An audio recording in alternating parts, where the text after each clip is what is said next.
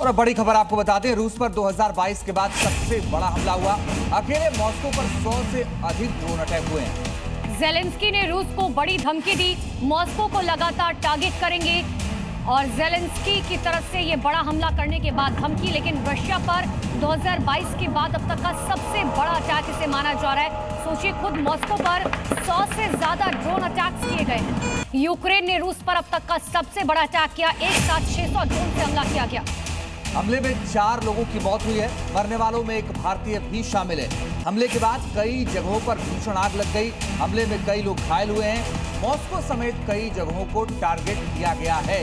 तो अब तक का सबसे बड़ा हमला किया और एक साथ 600 ड्रोन से हमले किए गए, एक के बाद एक। उसकी तस्वीरें आपके सामने नजर आ रही हैं। तो ये तस्वीर आपको दिखा रहे हैं, देखिए किस तरीके से अटैक के बाद वहां आग और धुएं का गुबार देखा गया। एक साथ 600 ड्रोन से हमला किया गया।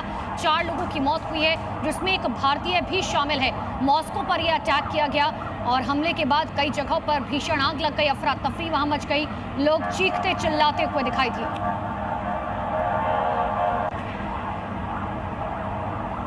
रूस यूक्रेन युद्ध के बीच यूक्रेन ने मॉस्को और उसके आसपास बड़े पैमाने पर ड्रोन हमला किया, जिसमें कम से कम 4 लोगों की मौत हो गई। मॉस्को के पास खिमकी शहर में एक महिला की ड्रोन हमले में जान चली गई, जबकि राजधानी से 10 किलोमीटर दूर पोगोरेल की गांव में 2 पुरुषों की मौत हुई।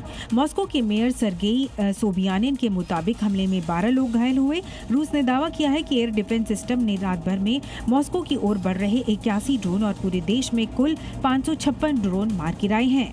लातविया की सीमा में संदिग्ध ड्रोन घुसपैठ के बाद नाटो फाइटर जेट्स तुरंत सक्रिय हो गए।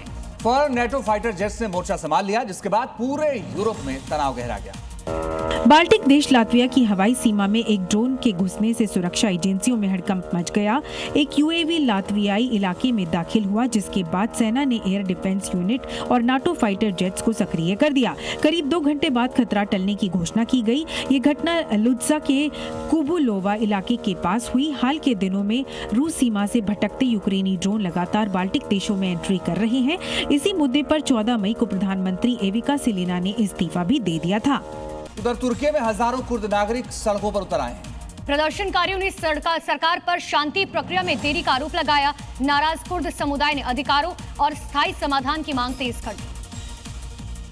तुर्की के दक्षिण पूर्वी प्रांत दियारबाकिर में हजारों कुर्द नागरिकों ने रैली निकालकर सरकार से पीकेके के साथ चल रही शांति प्रक्रिया में ठोस कदम उठाने की मांग की। फरवरी 2025 में पीकेके प्रमुख अब्दुल्ला ओजलान ने संगठन को हथियार छोड़ने और भंग करने की अपील की थी, लेकिन कुर्द अधिकारियों और लड़ाकों की स्थिति पर अंकारा की ओर से कोई बड़ा कदम नहीं उठाया गया।